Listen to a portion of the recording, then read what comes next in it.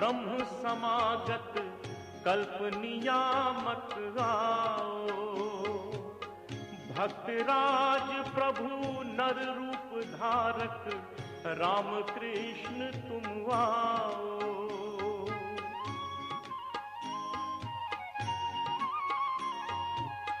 त्रिभुवन व्यापक ब्रह्म समागत कल्प नियामक आओ। भक्तराज प्रभु नर रूप धारक राम कृष्ण तुम आओ। देह के इस देवालय में, देह के इस देवालय में आसन अपना लगाओ। प्रभु आओ, प्रभु आओ, प्रभु आओ, प्रभु आओ।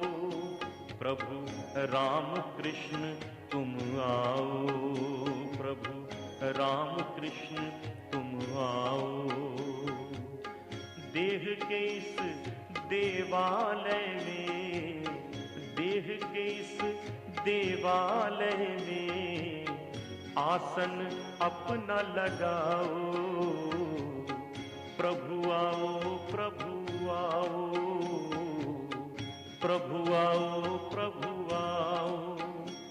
प्रभु राम कृष्ण तुम आओ। प्रभु राम कृष्ण तुम आओ। देह के इस देवालय में, देह के इस देवालय में आसन अपना लगाओ। प्रभु आओ, प्रभु आओ, प्रभु आओ, प्रभु आओ।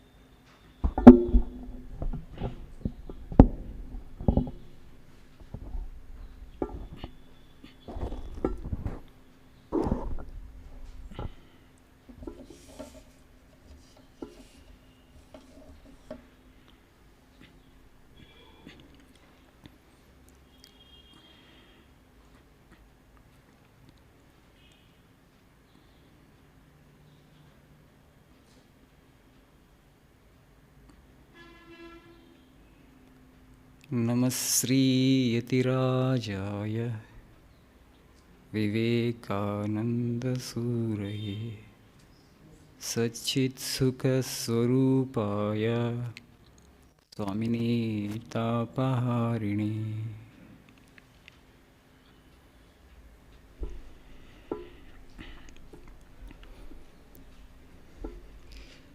Let us make life simple.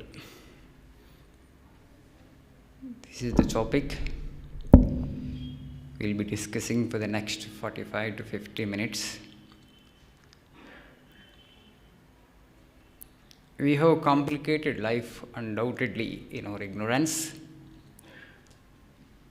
and we are suffering the consequences of it now in various forms: stress, fear, insecurity, anxiety. All these things are very products of our making life a kind of serious battle. We have made it into a kind of great battle. You can't have peace on battleground, yes? Can somebody have peace on battleground? Not an ordinary battle, a fierce battle we made it into. And now wondering actually why this much of stress and anxiety.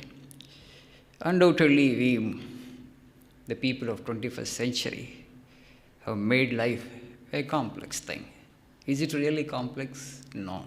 We have made it complex in our ignorance. Where we have made it complex and how we have made it complex, we shall try to look into this aspect.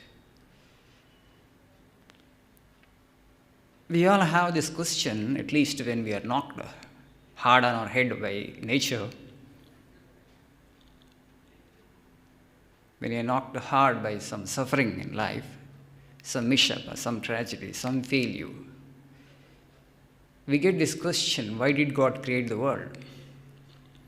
We ask that question only for a brief period, and afterwards we forget that. A little happiness comes, we forget that question. Only when there is intense pain or suffering, which we find it difficult to bear, we have this question, why did God create the world? But we don't deepen that question. We don't go further. Only question, but you don't seek answers seriously. But our sages were not like that. They had this question, they deepened the question, they wanted to know truly. We have not done the creation for sure. It's not our making. Life is somebody else has designed it. We call that entity or that power as God. With what purpose He has created a world of this kind? Okay. The world is of one kind. So they had the question. They pondered deep on that. What was their conclusion? God has not done anything. He has not created the world at all. Then how come that if He has not done, how is that I see the world, I experience it? It is so terrible at times, so painful.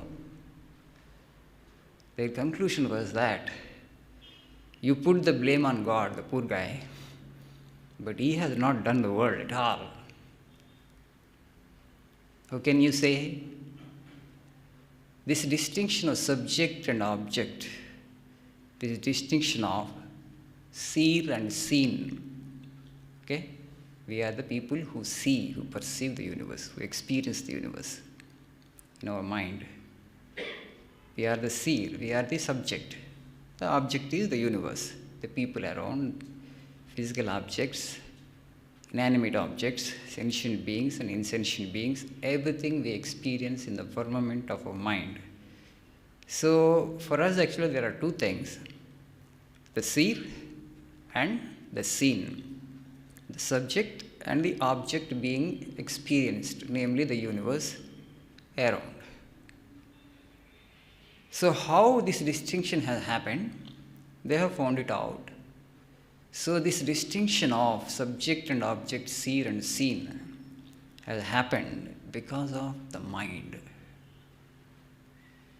This distinction of subject and object This duality, this multiplicity has happened because of the mind.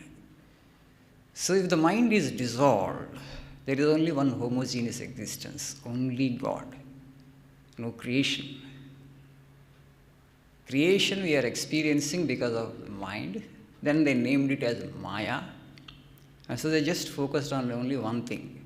When they had this question of why did God create the world, it is not God who created the world. It is mind that creates the world for us. Mind is Maya. It is based on ego sense, desire, or individuality. Oh man, if you really want to know the mystery of the universe, dissolve this ego sense, dissolve this desire, or dissolve this individuality. What Buddhists call as anatta. And then you just see what happens then. Then no creation. So only one homogeneous God, one homogeneous existence. So instead of intellectually thinking again and again, when you are battered by the sufferings of life, you just deepen the question and you find that his mind is the culprit. Mind is playing the mischief, and try to find out the source of the mind, origin of the mind, and the origin disappears. So the mind disappears. And so they have said that this distinction is unreal. This perception of diversity is because of the mind. And mind can be conquered, mind can be annihilated through tapas, penance. That's why India is Tapo Bhumi, the land of penance, the land of ascetics. What tapas is required? Why tapas is required? To control the mind, to turn the mind inward. As the Upanishad says, Paranchikani vyatrunat swayambhu tasmat paran pashyati na antaratma kaschid dhiraha avrutta chakshu amrutatvam. God has created the universe. Okay, if you take that God has really done the universe, anyway, universe we have not done it, Maya has done it. But from where the Maya has come into existence, from God only it has come into existence for sure. In that way, God actually is the creator of the universe. But the Lord is saying, the creator of the universe is saying, okay, if mind has created, I have created the mind, you find out the mystery of the mind. Then the mind disappears. So then no blame attaches to God.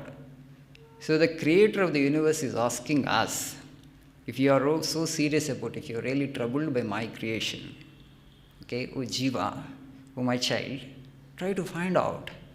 It's a kind of riddle. We have to solve it. The universe is a kind of riddle. God actually is asking us to solve. Our Father is asking us. Father actually has created a riddle for the child and is asking the child, you solve the riddle for me, oh my child. So that riddle is here in the mind. So this is a ghost of a thing. We have to annihilate the ghost. But now we have embraced the ghost so strongly.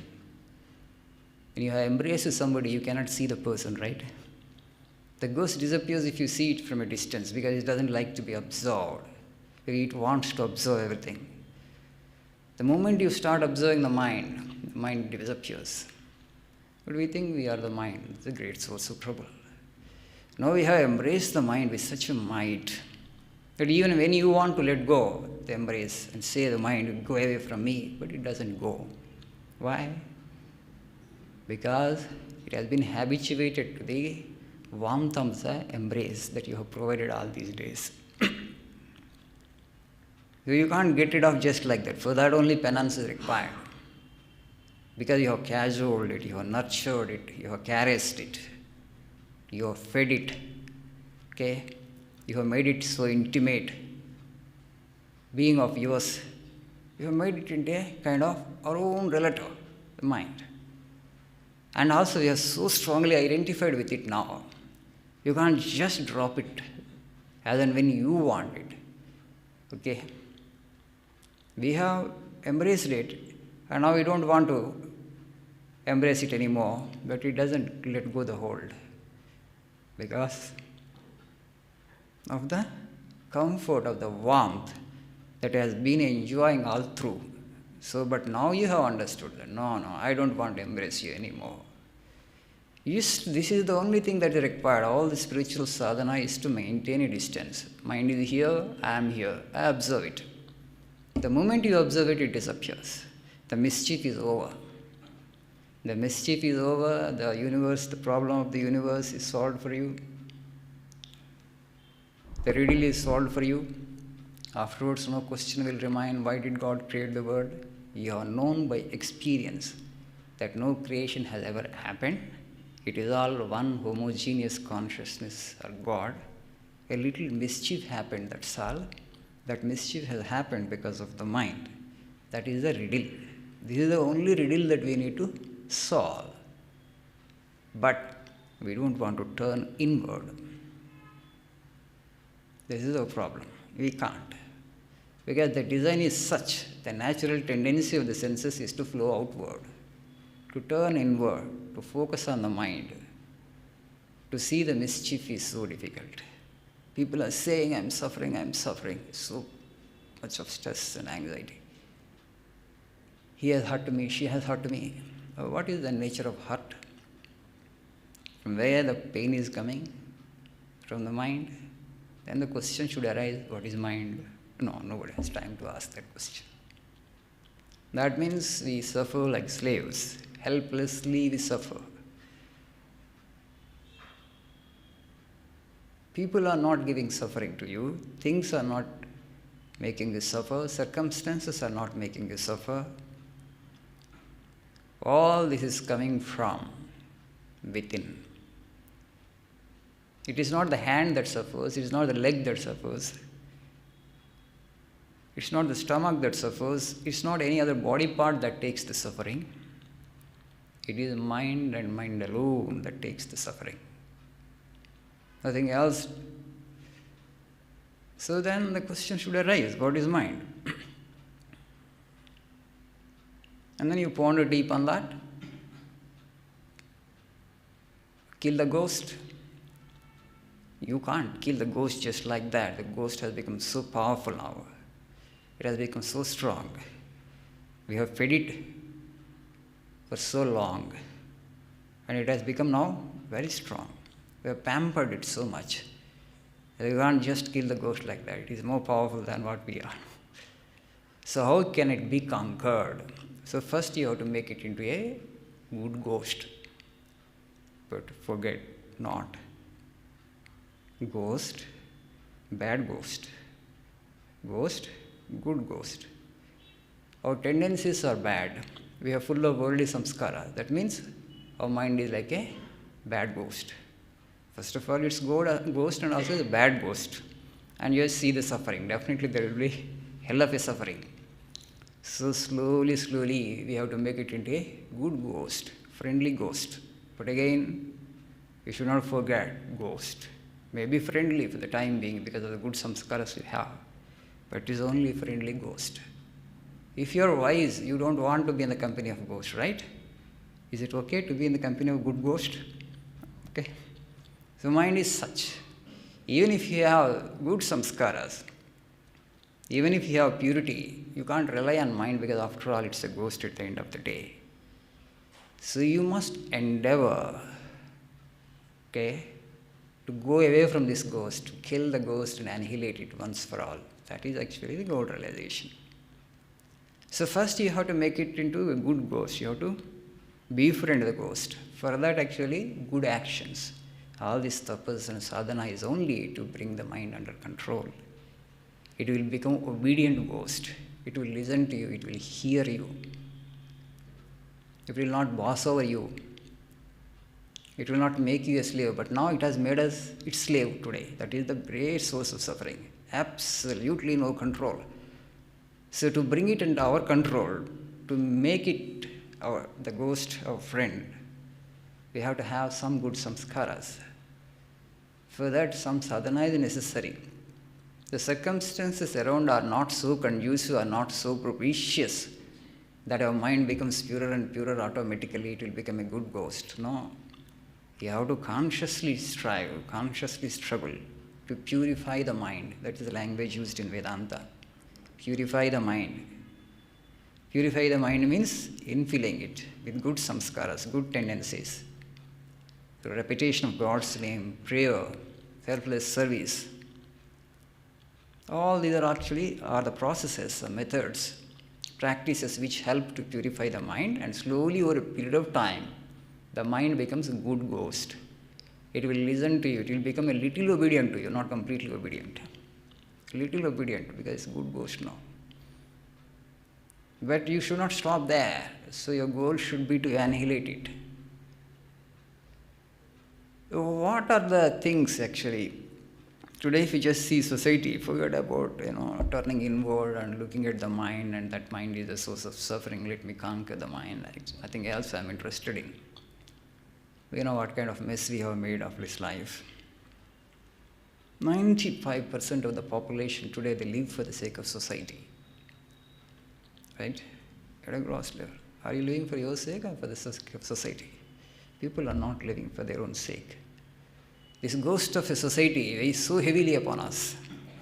If you forget this society, half of the battle is won. You have conquered Maya half. Your choices, your decisions, your desires, all are based upon what society thinks, what society values, what society considers. That has become so important for everybody. Nobody is living for himself or herself. My own choices, we may say. You have your tendencies, you can make your own choices. Is this the way you want to lead your life really? No. Society has such an enormous influence upon you. You make your choices, goals and objectives depending upon what the society thinks. But I want to tell you, the society is also a kind of ghost only. It exists in your imagination. Nobody has time to look into your life.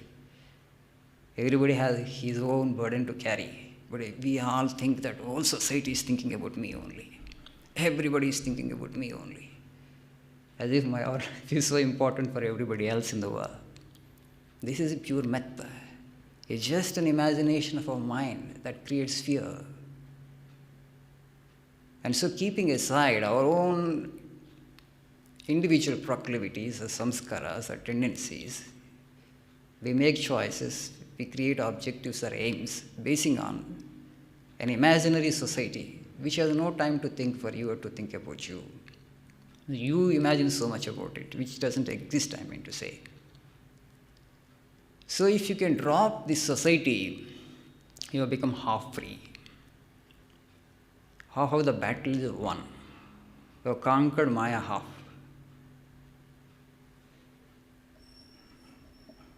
If you just see Western societies or Eastern societies, Eastern societies traditionally have been societies, spiritual societies, where everybody understands the value of self-control, value of penance, value of asceticism. Okay? Which Rishis has told us for ages. Conquer yourself, conquer your lower nature, conquer the mind, practice self-control. You will gain immensely. You will gain immortality, you will gain God. But today we have imported many things from the West. There, the law of life is not penance, the law of life is indulgence. Just the opposite. The law of life is not penance, the law of life is indulgence. In India, for a considerable period of time, for centuries, the law of life is penance, tapas. Parents would tell, teachers would tell, oh my child, do penance, do tapas, practice self-control, you will get God. Today nobody relishes this saying, nobody relishes this advice.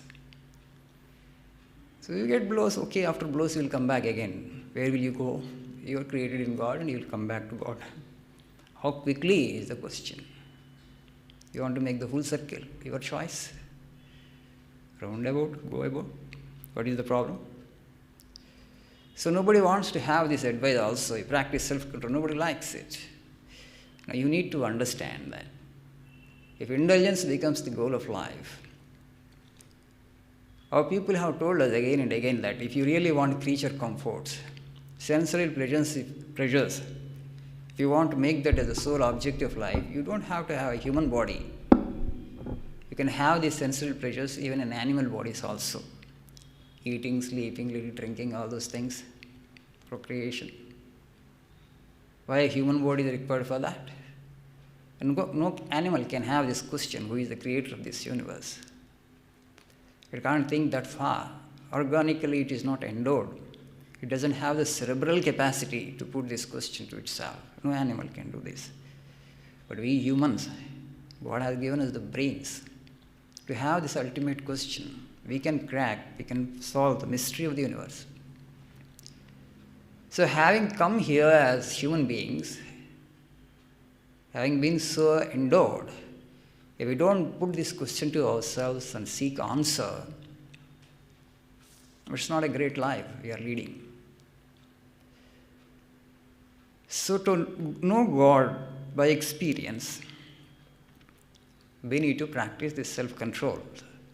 And we must bring into our society again this law. What is that law?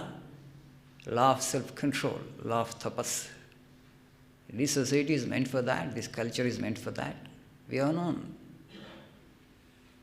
that through indulgence leads to death, and through practice of self-control and tapas it leads to immortality. We attain immortality.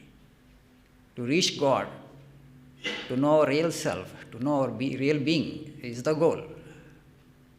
So it's a far advanced society in terms of understanding of life that we have, but somehow we have forgotten it, thanks to a secular polity. So another thing that has complicated our life is everybody wants to live beyond their means. Again, society, neighbor.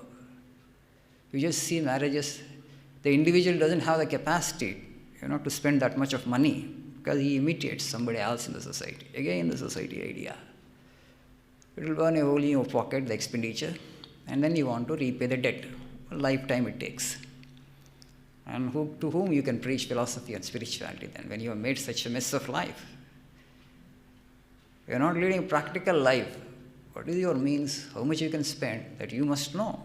No, everybody is living in a dreamy world, an imaginary world, an imaginary society you want to serve. Every second individual is living beyond his or her means and making life complicated.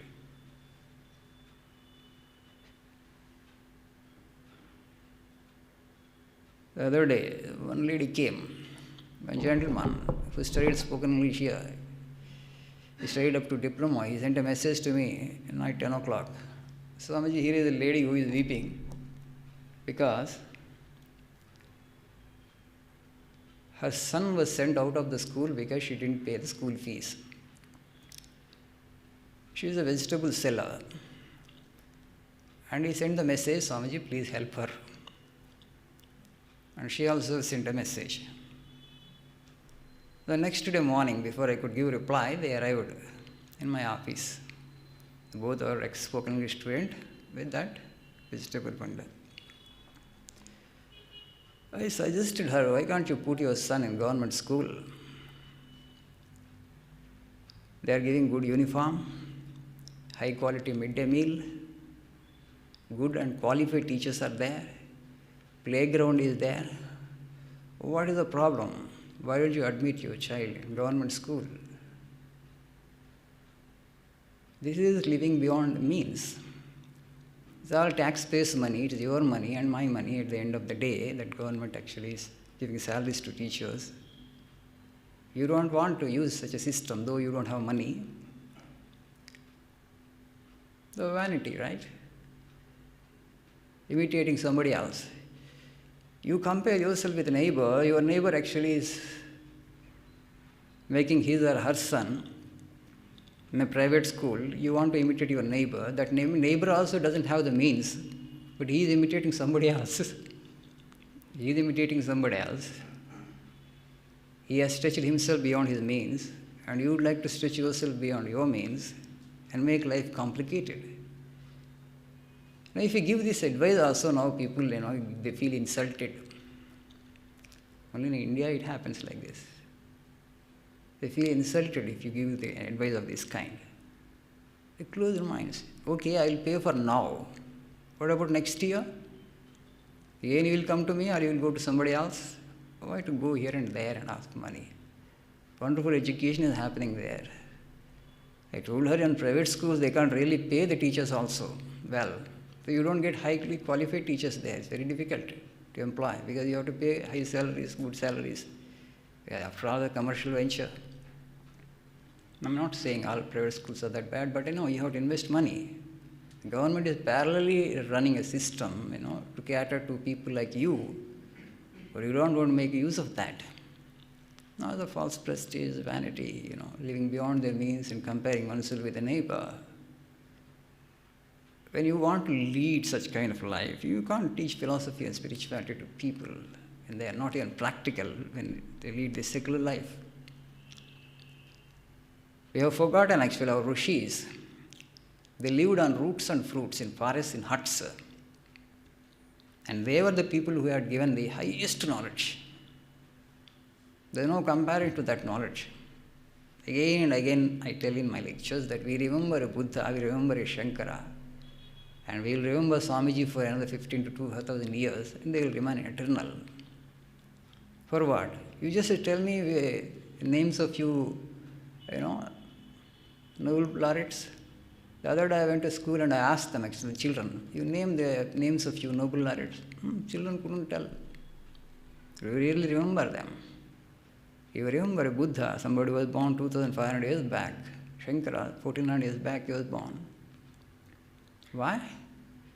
Because they pondered on the mystery of the universe, and they have given us the highest wisdom and highest knowledge. Each text led like beggars.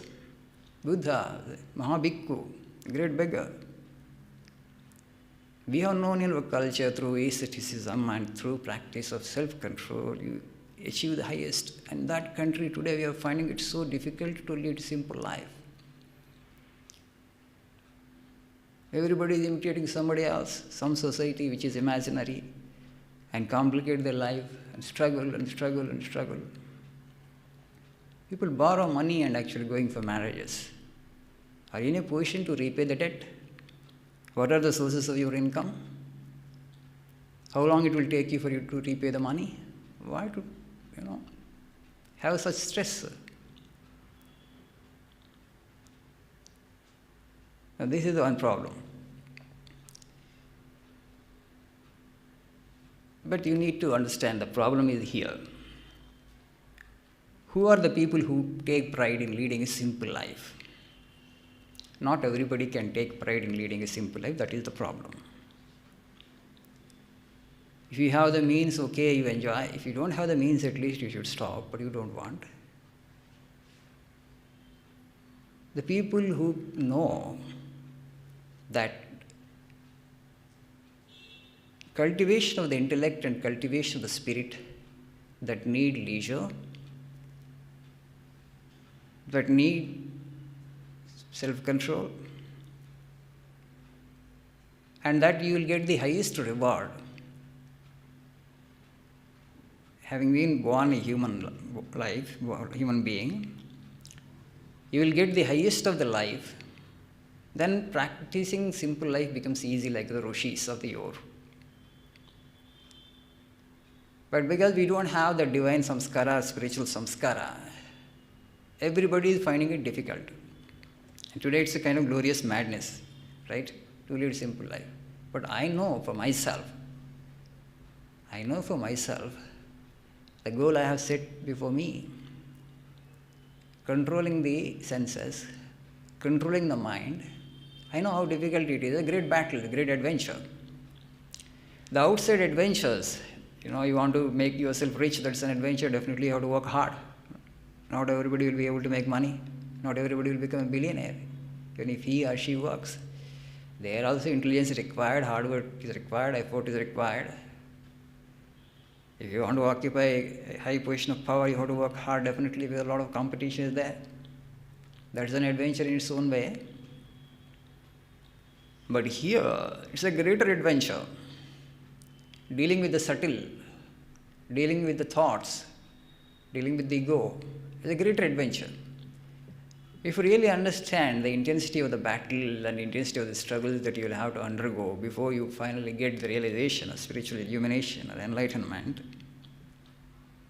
Then you will enjoy simple life, because externally how you are, you don't care. Sri Ramakrishna, whole life is survived on the temple prasada. Did not earn anything for himself. Never bothered how he would be able to provide for himself or his wife. How to take care of the body, it was not a concern for him at all. It's the Creator's responsibility, how much we need. Today Sunday, after this bhajan, you will get that prasad in a bowl. And that's that bowl's prasad, what prasad you would get from the temple in the bowl. With that is survived. Incarnation of God. Who has given us Swami Vivekananda, the greatest genius that the 20th century has produced. We have not explored him actually. Our intellect is not sufficient. We can't grasp him fully.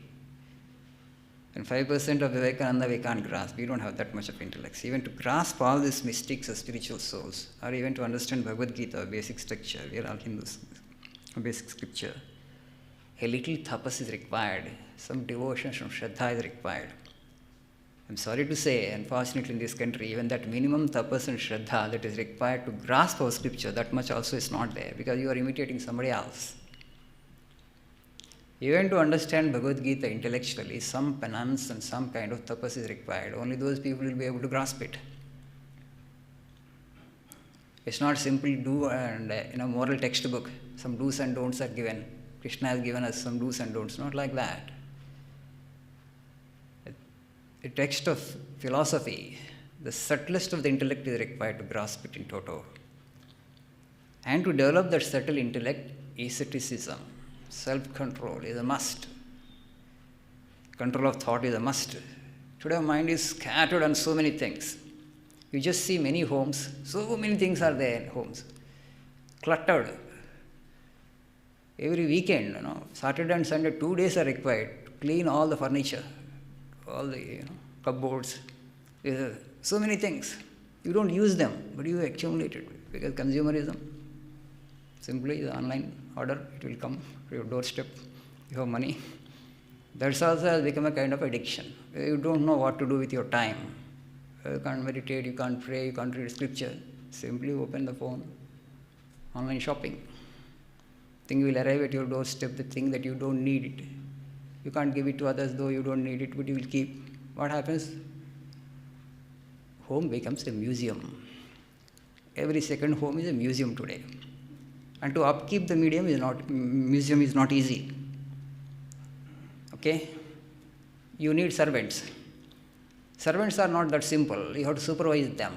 Otherwise they might steal away things. Tension. Right? You have to supervise them, but after all, a human servant, right? It's not a robo. Robo, you can just, give the command and it does things well. But to employ human maids, and then you have to supervise them, the tension. Mind is scattered on so many things, I'm telling you. You are not left with any time to look into yourself, how my mind is acting. So that's why it's very important that in every school there is some space for meditation, some space for contemplation, some space for introspection.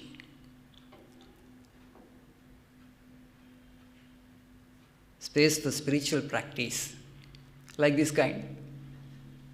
Some photos of some yogis will be there, and carpet, a little light, dim light. Every day you have to ask the school children on turns, first one class, then another class, then another class.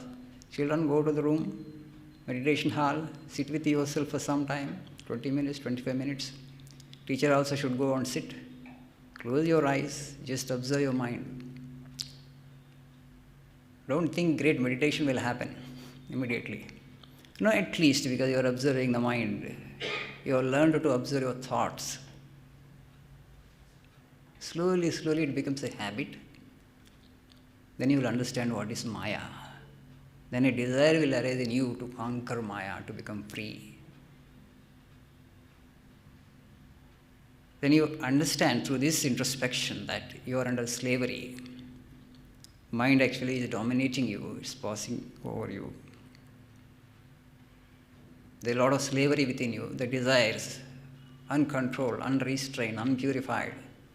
They just emerge there and then you try to fulfill that. Why this slavery? I don't want this desire to be here. So you will understand what is Maya for yourself just through this little introspection. So if I explain you what is Maya intellectually, you will not get it really. Through this contemplation, every one of us will understand that mind is Maya. And naturally there will be desire thereafter that let me be free from the clutches of this mind. Let me become free from the stranglehold of the senses. Let me come out of this inner slavery. That is real freedom. Then you will be able to see and sense what is real freedom, what is mukti. Mumukshatva will arise in you, desire to become free from this slavery. The desires are not happening consciously. The mind is forcing these desires on me and I am struggling to satisfy these desires. And it's all a kind of bondage. You will understand it for yourself if every day 15 to 20 minutes if you meditate. But the land of yogis and rishis, people are afraid. School managements are afraid. Parents are afraid. Child goes and sits in the home 10 minutes, closes his eyes. The parent thinks that actually immediately the picture of a son or daughter becoming a sannyasin will appear before them. They get frightened terribly. Or what might happen? The imagination will run riot. They immediately get alarmed and they will go to the school. Why are you teaching all this to my child now? Neither you make the child meditate, nor you allow the school management, the teachers encourage children meditate. Until the child, naturally, when you grow up, it becomes difficult to observe the mind after a certain period of time. You get heavily preoccupied with the responsibilities of money life, responsibilities of your work life, responsibilities of your family. You can't just look into your mind at all. You have become total slave of the mind. It's not easy to handle the subtle, not easy to handle thought. We have known it, we have understood it in this culture. Why do you think that there is so much of suffering in the most affluent nations today? Because the people are finding it difficult to handle the subtle. That's the reason so much of all the substance abuse is happening. Because I am not happy with myself. What they lack in best of the food, the best of the comfort, everything is available, best of the, accommodation, best of the shelter, everything is there. As a generation, I keep telling this again and again, in terms of material comfort, we enjoy the best. No other generation, had this kind of opportunity. No other generation was this fortunate like us. But still, we are not the happiest generation because absolutely no control over thought and emotion. Life is happening accidentally. So this turning inward and becoming master of one's own self is very important. So in every office also there should be a space for introspection, space for spiritual practice in every school, every college, every office, and also in a home. Not this puja mandirs, not places with little small corner space for worship. Every day, the owner of the family must sit there in meditation and contemplation along with the entire family for 15 to 20 minutes. Then they will understand each other better. Otherwise, Pakistan-India wars will happen within the four walls of the family. They are happening now, right? Where you don't understand each other. If four people are living together. So if you don't understand somebody on the street, it's okay. At least you four people who are living together in such close proximity, you need to understand each other well, right? Then only there will be peace in the family. Father says something, son says something, mother says something, daughter says something. They want you to do something and you want to do something else. What will happen? Dishum, what will happen? We don't need any movie. Movie is happening in every family. Life has become a kind of movie itself. It will become great scripter. Okay?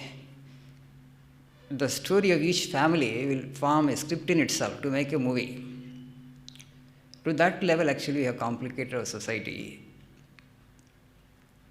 We are going away from the traditional system of life our rishis have carved out for us. Their knowledge, their wisdom is not knowledge or wisdom for us anymore. our idea of wisdom, the Lord says in the Bhagavad Gita, Mughasa, Muga Karmana, Muga Jnana Vichetasa. Your hopes are vain, he says. The material hopes are vain hopes, Mughasa. Muga Karmana, your actions are vain. When your hopes are, objectives are vain, actions will automatically become vain, right? Muga Karmana, Muga Jnana Vichetasa. It's not knowledge actually, Muga Jnana.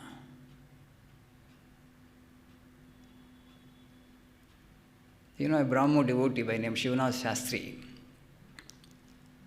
hearing about the ecstasies of Sri Ramakrishna, sometimes he would roll on the ground, he would weep for Divine Mother, unable to contain the joy. The joy was so extraordinary, and a purest individual like Sri Ramakrishna was finding it difficult to contain. So from that we can gauge actually what is the bliss of Brahman. We can't even have an inkling of it. The greatest imagination. You may have the purest of the imagination, still you will not be able to grasp what it is. So the Shivanath Shastri, when he heard about the experience of Sri Ramakrishna, he remarked with other Brahmos. So it has happened in Europe also. In Europe, many intellectuals, they lost their brain because they continuously thought about only one particular thing. And Sri Ramakrishna only thought about all Divine Mother continuously because that's why his head, got deranged. And afterwards, Sri Ramakrishna met the Shivanath Shastri, Brahmo devotee. Then he asked him, Shastri, I heard that you are talking like this about me. So you told about some Europeans, going off their rocker. Why did they go? Did they meditate on matter or on spirit or on God? Okay. In Europe, people have gone mad because they become so materialistic. Day and night, if you think about matter, you will go mad only, you will go crazy for sure. So I am thinking on the Mother of the Universe, Divine Mother, the ultimate intelligence which provides intelligence to everybody. Will I go mad for that reason? He asked the Shivanath Shastri. Shivanath Shastri has no answer, of course. And Sri Ramakrishna used to say, the breeze from this ocean of Brahman is coming and is engulfing everybody. Because after all, it's a breeze from the ocean of Brahman. It's an ocean. The breeze is not a small breeze, it's a huge breeze, vast. So it is engulfing everybody. That how much of that breeze you can really swallow? Sri Ramakrishna says, Sanaka Sanandana, the Brahma Manasaputras, Sanatana and Sanata Kumara, they have just inhaled the breeze from a distance and then feel unconscious. Day and night they were in ecstasy. They were not able to contain the joy of it. And a great divine sage Narada, he had seen this ocean from a distance.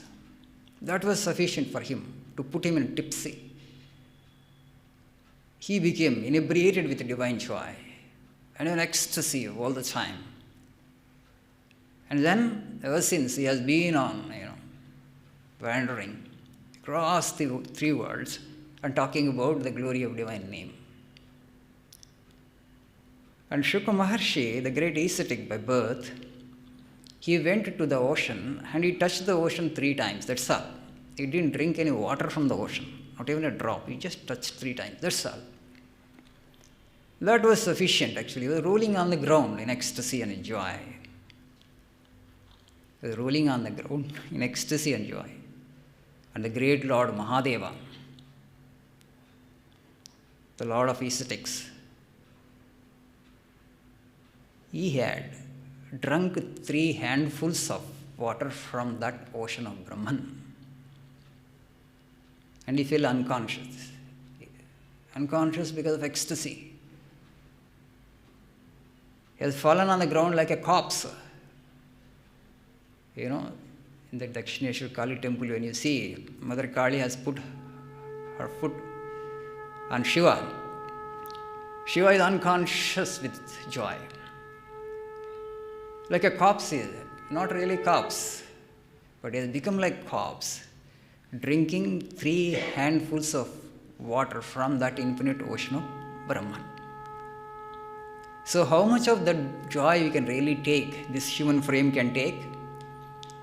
When you are talking about the joy of Brahman, the bliss of Brahman, the bliss of God, the ecstasy of God, the ecstasy of nirvana, the ecstasy of freedom or mukti, self-realization, how much of it we can take?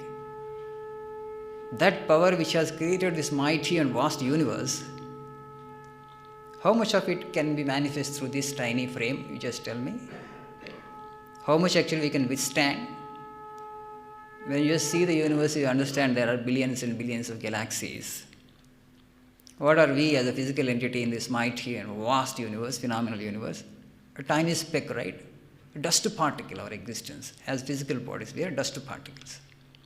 And God has done, if He has really done the universe, that much of the universe is there.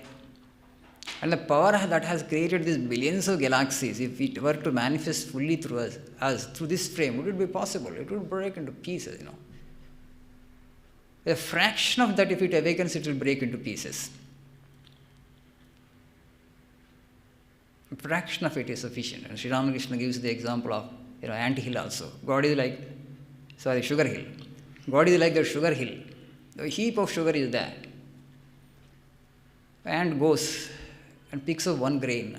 That is sufficient for it because its stomach is too tiny. A big ant goes and maybe it may pick up a little bigger grain, that much only. Only a grain you can take out of that heap. You will never be able to exhaust the heap. If the ant think that I can exhaust, next time when I come, I will take the whole heap. Sometimes ants think like that. I will take away the whole heap with me. Is it ever possible? If we think that we can know everything about God, or we can contain the whole of God, and through our realization we can know the total infinite space of God, it is like that ant thinking that it will be able to exhaust that heap of sugar. How much we can understand, how much we can take? Very, very little. But that little awakening is sufficient to put us on tipsy, Ramakrishna would say. Somebody, one peg of wine is sufficient. He used to give the example to put them on tipsy. Somebody for maybe a bottle is required. You have to ask the alcoholics. They will tell how much they need to make them intoxicated. But nobody needs a full barrel of liquor, definitely. Swami Sri Ramakrishna says, you have come to the world, so experience God, that's all. You don't try to fathom God, He is infinite. When you use the word infinite, it is unfathomable. And particularly with your limited intellect of man, that's what he says. So don't ever try to understand God. It is incomprehensible in that way. Just try to know who you are. When you say I, what lies beyond the mind? What is mind? The mind is the block, mind is the Maya.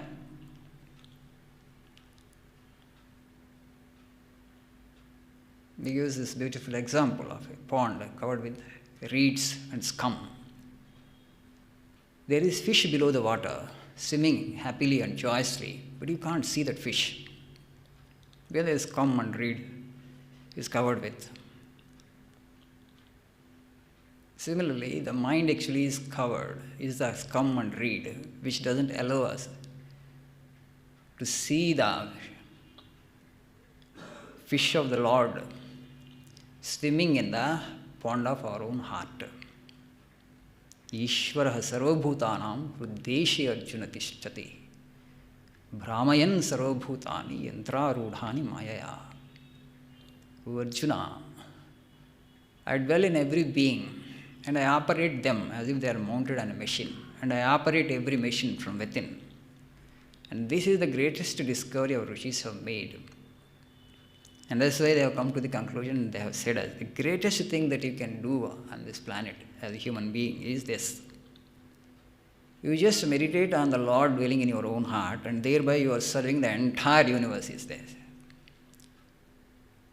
Last week or before last week I quoted this sloka from Srimad Bhagavatam. Jiva Rashibhihi Akirnaha Andakashangripo Mahan Tan Mulatvad Achyutejya Sarva Jivatma Tarpanam. This universe is a small branch, so this entire created world, entire living beings of this creation. It's like a small tree to this universe. This tree actually is created by God, and to this tree there is a small branch. The small branch is the living beings. Jiva Rashibhihi Akirna, Andakashangripo Mahan. This universe, this Mahan universe, the great universe, the vast universe, has this branch, the branch of living beings.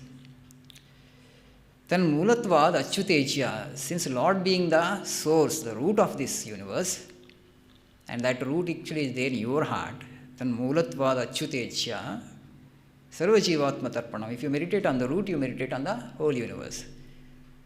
So by meditating on the Lord dwelling in our own heart, we can satisfy the entire universe. If you can really know what it is to meditate on the Lord dwelling in your heart. As Prahlada said in the Bhagavata, Koti prayaso asurabhalakaha are rupasane svehrudi chidravat sataha.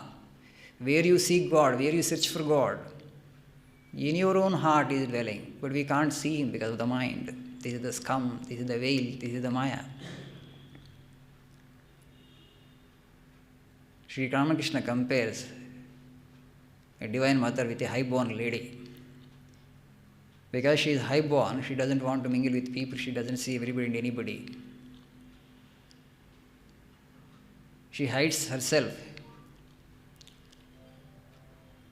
behind that lattice screen and operates. She does all her functions by staying behind that lattice screen. She sees everybody, but nobody can see her because she is behind the veil, behind the screen. Only her chosen sons, children, can see her because they have access to her. They can go behind the screen. But not everybody is allowed to go behind the screen because she is high-born lady. She doesn't allow anybody and everybody to see her. You must be a devotee. You must have surrendered to herself. And she considers you as her child. Through devotion, you can become a true child. Then she will make you inner circle. Only people who are in the inner circle are allowed to see her, are allowed access to her. And those who are outer circle, she will not allow them to come near her. You know, when some becomes a celebrity, you will have to take an appointment. You know, they don't allow anybody and everybody to meet them. They will have an inner circle. Only that inner circle people will have access to them. If you want access to that person, actually you have to first approach somebody in the inner circle. That inner circle man has to arrange appointment for you. So this inner circle actually is the people of devotees. If you become devoted to the Lord, if you cultivate devotion for Him, if you love Him, you will gain access. You will go beyond the screen. The screen is this mind, and you will be able to see. Not difficult, but we can practice. But 100% love has gone everywhere. All our love actually. There is no love left to be given to God. Sri Ramakrishna beautifully tells, a young mind, a fresh mind, 100% love is there, 100% can be given to God. But what we do? When you marry, 50% of love goes to our spouse. Afterwards, children come, another 25% goes to them. The remaining 20% to friends, relatives, and others. Then where is love left to be given to God? You exhausted all your love. There is nothing left for God. At least a little. He doesn't expect much from us because Kali Yuga, he knows. Only 10% of them. If we can give, he will be very pleased, immensely pleased. My child is in Kali Yuga. It's very difficult, to give any love for me. But he is so considerate for me. The 10% of love in his heart he has saved and is giving for me. The Lord will shower His blessings upon you. 10% only. Shall we try? 10% love to God? No, we are not practical, but God is very practical. He knows actually how much we can give. He doesn't demand too much from us. But that little also, if we don't give, whose fault it is? Suffering will be our lot. Okay? We shall stop here for today. We shall meditate for 2 minutes before we disperse.